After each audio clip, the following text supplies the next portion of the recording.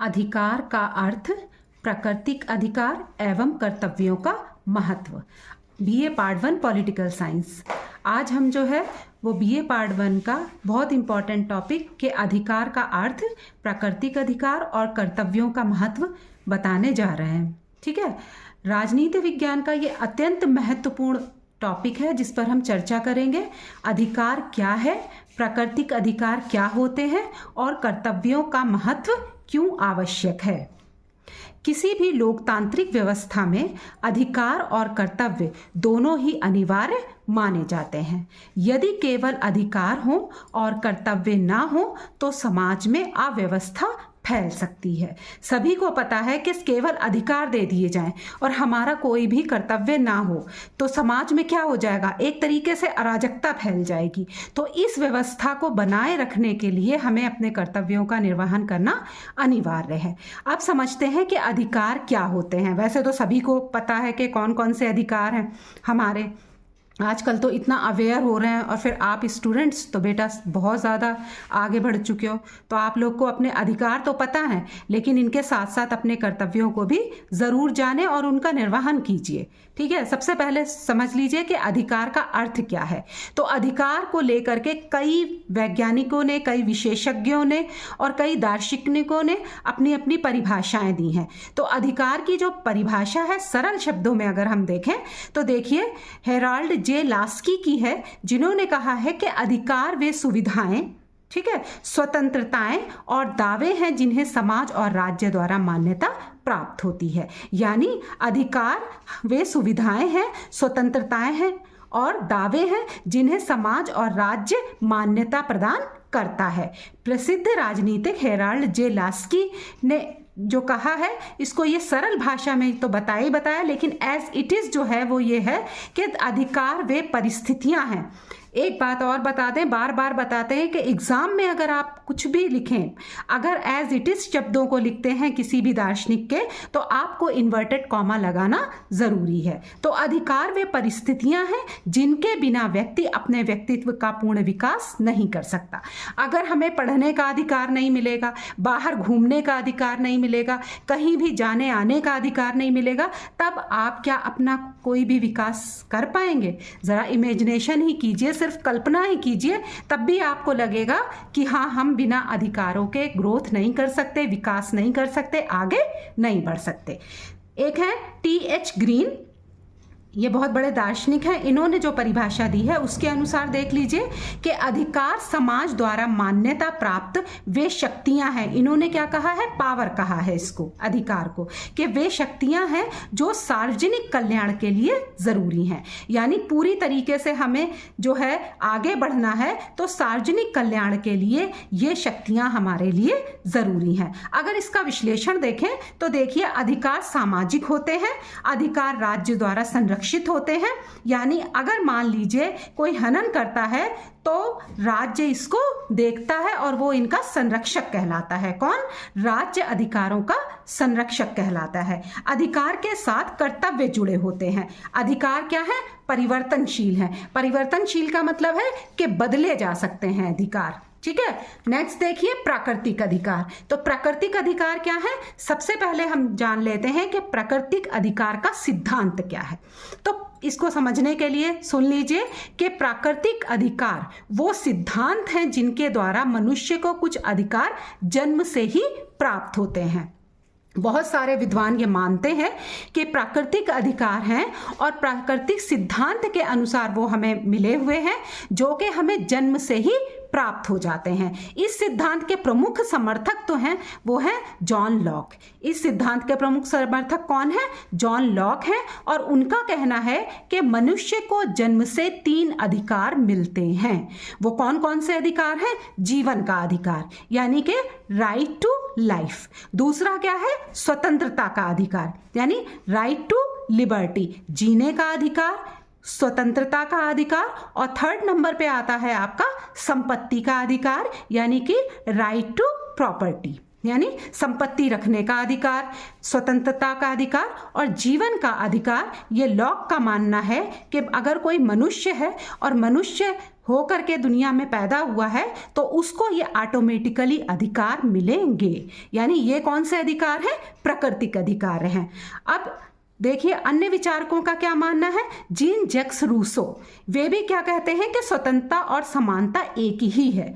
उनका मानना है कि स्वतंत्रता और समानता दोनों एक ही हैं और इस पर उन्होंने अत्यधिक जोर दिया है। थॉमस हॉब्स का कहना है कि प्राकृतिक अवस्था असुरक्षित है, यानी प्राकृतिक अवस्था जो थी उसमें व्यक्ति असुरक्षित थे और उनको अपने जीवन का भी नहीं पता था, खाने की और चीज़ों की जो प्रॉब्लम्स थी उसके चलते हुए भी, और जो शक्तिशाली लोग हैं वो जो जिनके पास शक्तियां कम हैं उनको दबाते हैं, ऐसा मानना था उनका। और वो ये मानते हैं कि प्राकृतिक अवस्था जो है वो असुरक्षित थी। तो प्राकृतिक अधिकारों की अब आते हैं विशेषताओं पर। ठीक है, तो सबसे पहली विशेषता क्या है कि ये जन्मजात होते हैं, यानी जन्म लिया है उसके बाद ही हमें प्राकृतिक अधिकार मिलना शुरू हो गए। दूसरा है सार्वभौमिक है ये। तीसरा है राज्य से पहले इनका अस्तित्व है, जब राज्य भी नहीं बना था तब भी हमें ये अधिकार प्राप्त थे, ये अधिकार मिले हुए थे, क्योंकि ये कौन से अधिकार हैं? प्राकृतिक अधिकार हैं। फिर आता है प्राकृतिक अधिकार की आलोचना। देखिए कोई भी कल्पना हो, कुछ भी मानना हो, उसके बाद में उसकी आलोचना निश्चित रूप से की ही जाती है। तो देखिए इसमें कि प्राकृतिक अधिकार सिद्धांत की आलोचना जो की गई है वो किस बेस पे की गई है कि अधिकार समाज के बिना संभव नहीं है।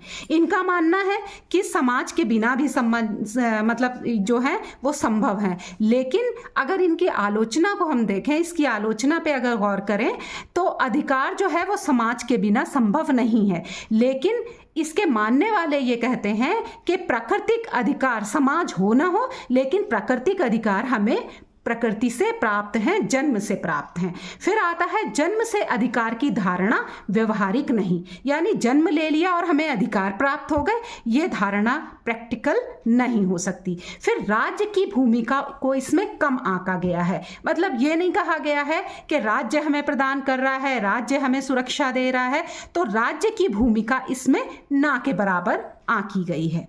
अब आता है कि कानूनी और प्राकृतिक अधिकार में अंतर क्या है। तो देख लीजिए कि कानूनी और प्राकृतिक अधिकार में क्या अंतर है। जो मेन अंतर है वो हम आपको बताते जा रहे हैं, और कोई भी अगर आपका क्वेश्चन आता है तो आप इसको विस्तृत करके लिख सकते हैं। देखिए प्राकृतिक अधिकार जन्म से प्राप्त हैं। एक बार फिर से स्मार्ट स्टूडेंट सुन लीजिए कि प्राकृतिक अधिकार जो हैं वो कैसे हैं? जन्म से हमें प्राप्त हैं, और कानूनी अधिकार राज्य हमें देता है। ठीक है, कानूनी अधिकार राज्य द्वारा हमें प्रदान किए जाते हैं, जबकि प्राकृतिक अधिकार हमें जन्म से प्राप्त होते हैं, ऐसा इसके मानने वाले कहते हैं। फिर ये है सार्वभौमिक हैं। प्राकृतिक अधिकार कैसे हैं? सार्वभौमिक हैं, जबकि कानूनी अधिकार देश के अनुसार बदलते रहते हैं। देश के अनुसार जैसी परिस्थितियां होंगी वैसे ये अधिकार बदलते रहेंगे, लेकिन प्राकृतिक अधिकार सार्वभौमिक रहेंगे। फिर देखिए कि कानूनी अधिकार राज्य से पहले हैं, यानी जब राज्य बना भी नहीं था तब से ये हमें मिले हुए हैं, और कानूनी अधिकार राज्य पर निर्भर हैं। एक बार फिर से सुन लीजिए कि राज्य से पहले हमें प्राकृतिक अधिकार मिले हुए हैं, यानी राज्य बना भी नहीं था तब भी ये प्राकृतिक अधिकार हमें प्राप्त थे। लेकिन ये जो है कानूनी अधिकार कैसे हैं? ये राज्य पर निर्भर हैं। और दूसरी वीडियो हम आपको जो बताएंगे या बनाएंगे तो उसमें हम आपको बता देंगे कि संविधान ने हमें कौन से मौलिक कर्तव्य, मूल अधिकार दिए हुए हैं। वैसे पीजीटी की जो हमने टीजीटी की तैयारी करवाई थी, एलटी की जो तैयारी स्टूडेंट्स को तैयारी कराई है, हमारे चैनल पे वीडियोस पड़े हुए हैं। अगर विस्तार में इनको आपको पढ़ना है तो उन वीडियो को आप देख सकते हैं। फिर है कर्तव्यों का महत्व। अभी तक हम बात कर रहे थे किसकी? अधिकारों की बात कर रहे थे। अब हम किसकी बात कर रहे हैं? कर्तव्यों की बात कर रहे हैं, क्योंकि अगर अधिकार है तो कर्तव्यों का होना निश्चित है। अब जान लीजिए कि कर्तव्य क्या है। ठीक है, कर्तव्य वे नैतिक और सामाजिक जिम्मेदारियां हैं जिनका पालन प्रत्येक को करना चाहिए। अब ये चाहिए जो वर्ड लगा हुआ है इसको बहुत ध्यान से देखिए कि कर्तव्य वे नैतिक सामाजिक जिम्मेदारियां हैं। ये हमारे जो कर्तव्य हैं ये नैतिक जिम्मेदारी है हमारी। अगर हम इसका निर्वहन नहीं करते तो हमें किसी भी प्रकार की कोई भी सजा नहीं होगी या फिर हम इसके लिए बाउंड नहीं है, लेकिन फिर भी मॉरलिटी के चलते ये हमारी जिम्मेदारी है, यानी इसका पालन करना चाहिए हमें। अगर हम पालन नहीं करेंगे तो हमारे लिए इसको पालन करवाने के लिए कोई भी सजा नहीं है और किसी भी तरीके का कोई भी दंड का प्रावधान नहीं है। फिर देखिए अधिकार और कर्तव्य का संबंध क्या है। ठीक है, अधिकार और कर्तव्य एक ही सिक्के के दो पहलू हैं। ऐसा माना जाता है कि अधिकार और कर्तव्य एक ही सिक्के के पहलू हैं। उदाहरण के लिए हमें अभिव्यक्ति की स्वतंत्रता है, यानी बोलने की स्वतंत्रता है, लेकिन हमें किसी की मान हानि नहीं करनी चाहिए। ठीक है, तो हमें अभिव्यक्ति की स्वतंत्रता मिली हुई है लेकिन हमें किसी की मान हानि नहीं करना चाहिए, ऐसा भी हमारा कर्तव्य है। बनता है कि हम अपने अधिकार को अगर यूज करें तो कर्तव्य को भी निभाएं। ठीक है, जैसे कि मान लीजिए हमें कोई पोस्ट मिली हुई है, उस पोस्ट में हमें सारी आरामें मिली हुई हैं और उन आरामों को उठाने का अधिकार हमें है। हमें अधिकार मिला हुआ है, गाड़ी मिली हुई है घूमने के लिए, सब कुछ, तो हमारा अधिकार है बहुत सारे कार्य करने का, हमें सारी फैसिलिटीज को लेने का। ये अगर हमारा अधिकार है तो उस पद की गरिमा बनाए रखने का भी हमें हमारा कर्तव्य है। तो उस पद की गरिमा बनाए रखना हमारा कर्तव्य है जिस पद पर हम हैं और अधिकारों का भोग कर रहे हैं। फिर आता है कर्तव्यों का महत्व क्या है। इसको भी बहुत ध्यान से सुनिए क्योंकि हमेशा बात होती है सिर्फ अधिकारों की, लेकिन कभी भी कर्तव्यों की बात नहीं की जाती। तो इसलिए आप कर्तव्यों को का भी बड़ा ध्यान रखें। तो देखिए, समाज में अनुशासन बनाए रखते हैं कौन? कर्तव्य। कर्तव्यों के द्वारा ही समाज में अनुशासन बनाए रखा जाता है। फिर आता है अधिकारों की रक्षा करते हैं, यानी कि हमें दूसरे लोगों का अगर हम ध्यान रखते हैं तो इसका मतलब है कि हम अपने कर्तव्य का निर्वहन कर रहे हैं, कि जो उसका अधिकार है, जहां पे आपकी स्वतंत्रता खत्म होती है वहीं दूसरे की शुरू होती है। तो ये जानिए कि कर्तव्य जो है वो अधिकारों की रक्षा करते हैं, राष्ट्रीय एकता को मजबूत करते हैं और लोकतंत्र को, सबसे बड़ी बात है कि ये लोकतंत्र को मजबूत बनाते हैं। तो देख लीजिए स्टूडेंट्स, आज हम लोगों ने क्या क्या सीखा कि अधिकार व्यक्ति के विकास के लिए आवश्यक है, प्राकृतिक अधिकार जन्मजात माने जाते हैं, कर्तव्य समाज की स्थिरता के लिए अनिवार्य है। समाज की स्थिरता के लिए कौन अनिवार्य है? कर्तव्य अनिवार्य है। और प्राकृतिक अधिकार हमें कहाँ से मिले हैं? जन्मजात मिले हैं। ठीक है, अधिकार व्यक्ति के विकास के लिए आवश्यक है, ये सब हमने इसमें जाना। यदि केवल अधिकार होंगे और कर्तव्य नहीं होंगे तो क्या होगा?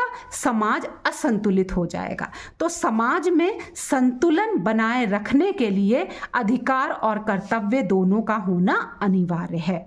अब आता है टाइम आपका क्विज का या फिर क्वेश्चन पूछने का। आप लोग हमें कमेंट में इन सब के जवाब दीजिए और हम आपका नाम अपनी नेक्स्ट वीडियो में लेंगे। जिन स्टूडेंट्स ने सबसे पहले हमें जवाब दिया उन 2 स्टूडेंट्स का नाम हम अगली वीडियो में लेंगे। देखिए, फर्स्ट क्वेश्चन है आपका, प्राकृतिक अधिकार का प्रमुख समर्थक कौन था? लॉक, ग्रीन, लास्की या मार्क्स? इन 4 में से एक जवाब सही है। कमेंट में हमें A, B, C, D जो भी आपको लगता है कि जवाब सही है, सही जवाब दीजिए आप। दूसरा क्वेश्चन है, जीवन, स्वतंत्रता और संपत्ति के अनुसार प्राकृतिक अधिकार हैं कौन कौन से हैं? जीवन, स्वतंत्रता और संपत्ति किसके अनुसार प्राकृतिक अधिकार हैं? रूसो, लॉक, हॉब्स और प्लेटो। इन 4 में से एक उत्तर सही है, 3 उत्तर गलत हैं। A, B, C, आप A या B या C आपके अनुसार कौन सा जवाब सही है ये आप कमेंट में हमें बताएं। तीसरा क्वेश्चन है, अधिकार और कर्तव्य किसके 2 पहलू हैं? नंबर 1 राज्य, नंबर 2 लोकतंत्र, नंबर 3 सिक्के और नंबर 4 संविधान। इन चारों में से एक उत्तर सही है। एक उत्तर A, B, C, D, A या B या C आप लिख करके कमेंट में हमें ज़रूर बताएं। वीडियो को शेयर करें, चैनल को सब्सक्राइब करें और वीडियो को लाइक करें।